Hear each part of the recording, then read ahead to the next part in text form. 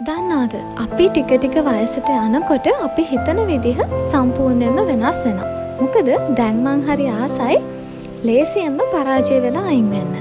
ඒ වගේම මං හරි ආසයි ලේසියෙන්ම මම වැරදි කියලා එයාලා හරි කියලා එයාලටම හිතන්න දෙන්න. ඒ වගේම මං ආසයි පොර කන්නේ නැතිව ගන්න පුළුවන් හැමදේම ගන්න කියලා පැත්තකට වෙන්න. ඒ වගේම මං ආසයි යන අයට යන්න දීලා දොර ඇරලා පැත්තකට වෙන්න. හැබැයි කාලෙකට කලින් ඔය හැම තැනකදීම මං හරි කියලා ඔප්පු කරන්න, ඒ වගේම පරද්දලා කොහොම හරි දිනන්න, පොර කාලා හරි අයිති දේ පරිස්සම් කරගන්න, ඒ වගේම කවුරු හරි මගේ ජීවිතෙන් යන්න හදද්දි කොහොම හරි තදින් අල්ලගෙන නවත්ත ගන්න නිතරම උත්සාහ කළා. හැබැයි මං හිතන්නේ දැන් ඒ හැමදේම වෙනස් වෙලා.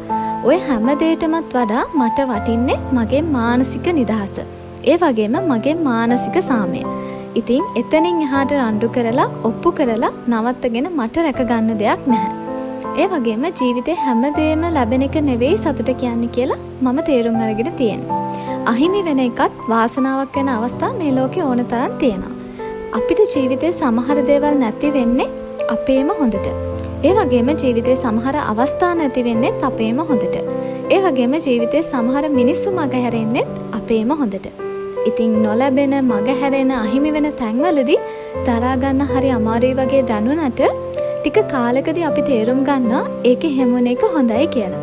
ලැබෙන නොලැබෙන හැම තැනකදීම පුළුවන් විදිහට ධනාත්මකව හිතන්න පුරුදු වෙන්න. එතකොට ඇත්තට මේකේ හැමුණ එක හොඳයි කියලා ඔයාට දැනේවි. ඉතින් අදට ගිහින් එන්න